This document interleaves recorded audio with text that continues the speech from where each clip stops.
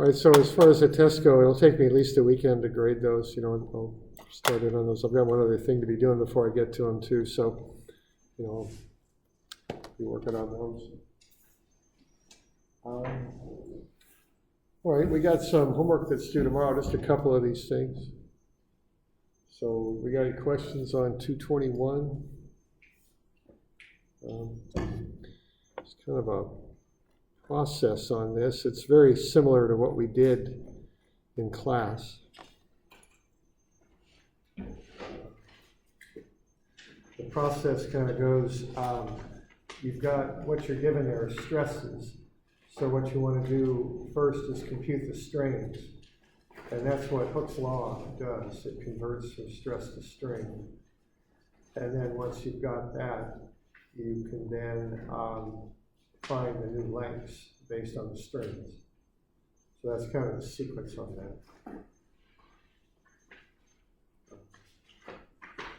We did something quite a bit like this on 432 and 433.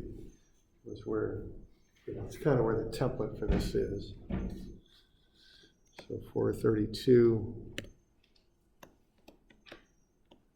and 433. Okay.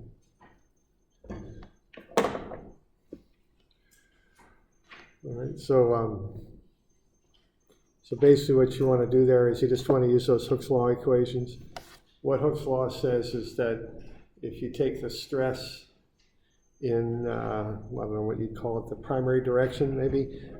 So if you want to find the strain in the x direction, what you're doing is you're going to use sigma x over e. That's for uniaxial loading basically. So it's 1 over e times sigma x. But then you have to account for the fact that the strain in the x direction is lateral to what's happening in the y direction. So what you're doing there essentially is you're taking sigma y over e, which would be basically a uniaxial epsilon y, and then multiplying it by negative gamma, or negative times Poisson's ratio to turn it into a lateral strain. That's what you're doing there. That's what that equation is. Okay. So, it's just a kind of just a big deal where you just plug stuff into an equation. I mean, that's really about it once you understand what equation to use and what it gets you. So if you find the strain in the x direction, 1 over e times sigma x minus nu sigma y, you get the strain in the x direction. What that number there means essentially is the line in the x direction is getting more than 5% longer, so 5.31% longer. So the quick way to calculate that, and I don't have this in your formula sheet, it's usually not available, but that's what you're doing there is you're taking L0 times 1, which is L0, plus epsilon L0, and epsilon L0 is delta. So you're just doing L0 plus delta when you apply that equation. It's just a shorthand way to do it quickly. So L0 times 1 plus epsilon x. Okay. So it'd be 15 times 1 plus 0.0531, be 15.8 centimeters.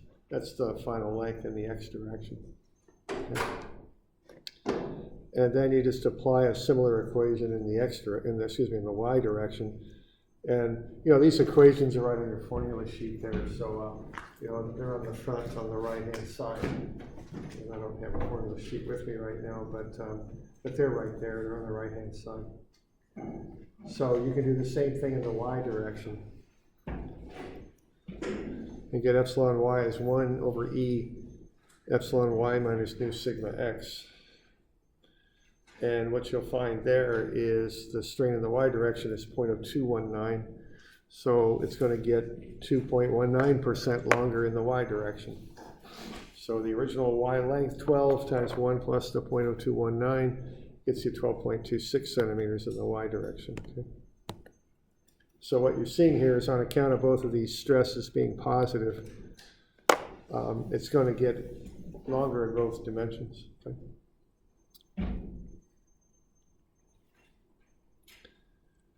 So we're good with that? Okay. And then in the z direction, see the z direction is lateral to both the x and the y's. So to get epsilon z, it's negative nu over e. The negative is because when you want to find lateral strain, you go negative nu times the axial strain. So it's negative nu over e times the sum of sigma x and sigma y, because the z-axis is lateral to both the x and y directions. So you just go ahead and run those numbers and you get negative 0.025. So as it stretches out in the x and y directions, it gets thinner in the z. You can think of like taking a rubber pad and stretching it both directions. It'll probably get a little bit thinner. That's what's happening there, okay? And so just run the numbers. You get, as it decreases length by 2.5%, instead of 2 centimeters, now it's 1.95 centimeters. Okay. All right. And then the last thing there is shear applied. And I always like to kind of just look at it from just a visual kind of perspective there. I mean, if you have this square plate and then you apply shears to it like that,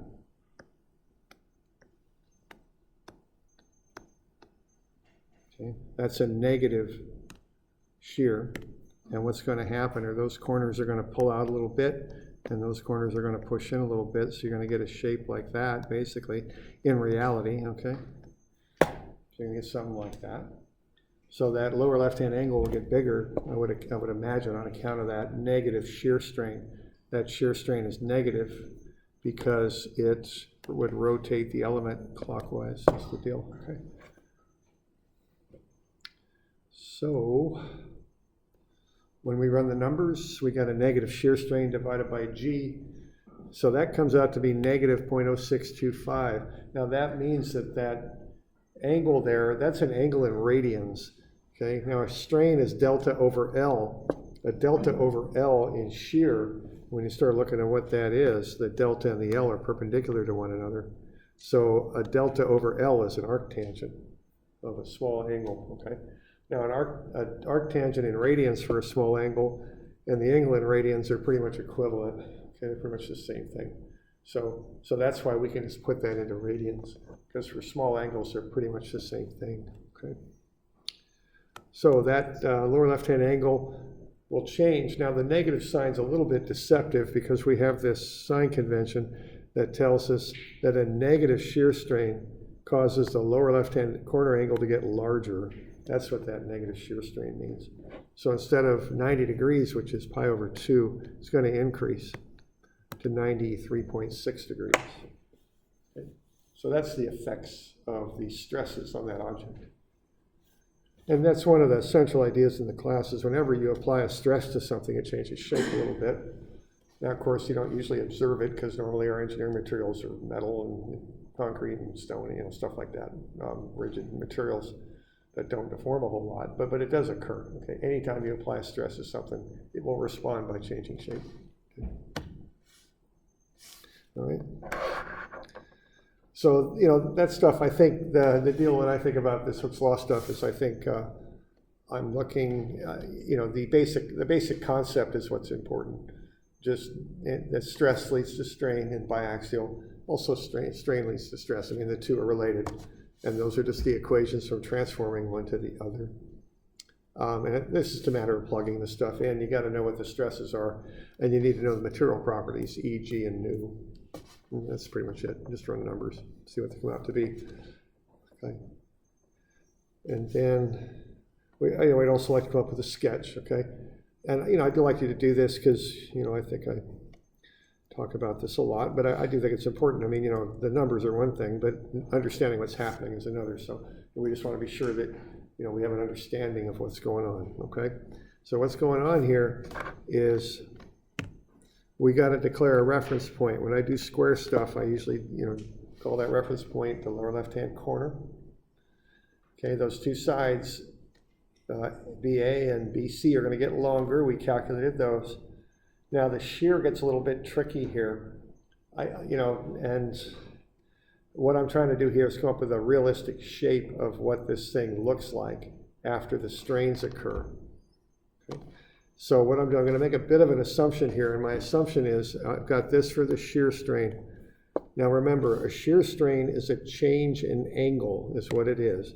So what that shear strain will do, it'll take that ABC angle and it will change it. It's now going to be 93.6 degrees. So I'm exaggerating probably what it'll turn into, okay? But that's what's going to happen. Both lines are going to rotate a little bit. So a change in angle is caused by the rotation of two lines. I can look at how AB rotates and how BC rotates and kind of combine those to get the shear strain on angle ABC, okay? That's what's going on. What I'm assuming here is half of the shear strain will occur on either side, okay? So if the shear strain on angle ABC is negative 0.0625, which means it gets bigger by 0.0625 radians, I'm just going to assume that each line rotates half of that. So the combination of the rotation of both lines gets me the change in the angle, okay? So I'm going to assume that both angles rotate by 0.03125 radians. Now that's a radian measure. It's pretty close to a tangent, which is delta over L. So that's how I'm kind of making that little transition there, okay? Because the shear strain is actually a delta over L, but I can take a small angle in radians and do that. That's valid to do that. So delta will be the strain times L, or the rotation times L, whatever you want to look at it. So I can take that half angle for both sides, multiply it by the length, and that'll get me how far it kicks out, how far it moves. Okay. So that's what I'm doing there. And my goal here is to come up with a fairly realistic idea of what that rectangle is going to look like after the strains are applied. That's what I'm interested in here. Okay. So once I've got those numbers figured out, I just kind of apply the deltas. So I'm going to look at where A moves and where C moves after those deltas occur. So that's what I'm going to do.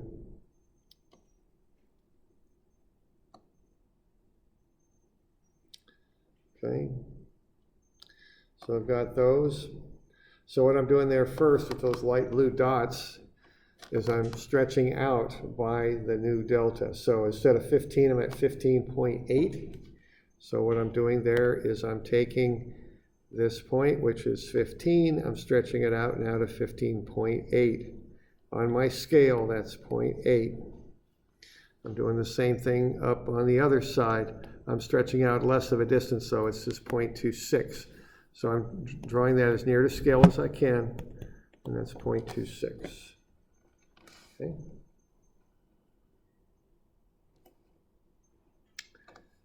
So I'm stretching that out.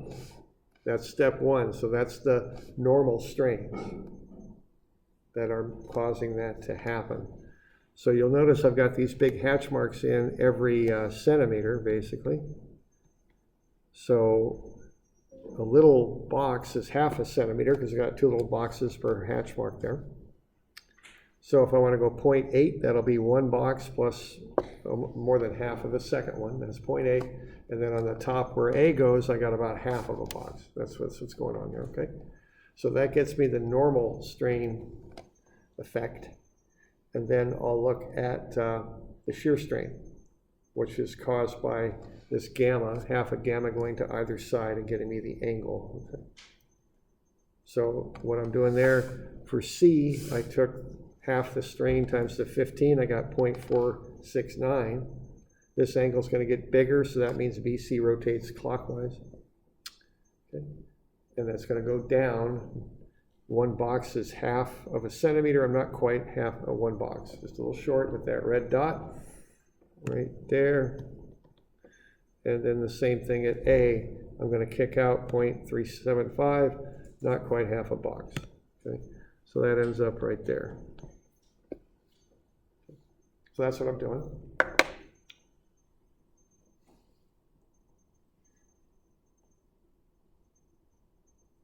Okay. So the final shape looks something like that.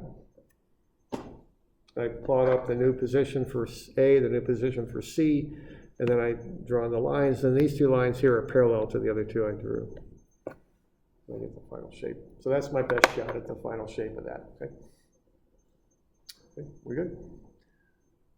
All right. And again, I think I mentioned this a couple of times, that one student worked on a conveyor that was straining too much, and they were getting interference, and they probably went through a fairly similar process to get their best shot at what those rollers looked like on the conveyor as they were loaded. Okay.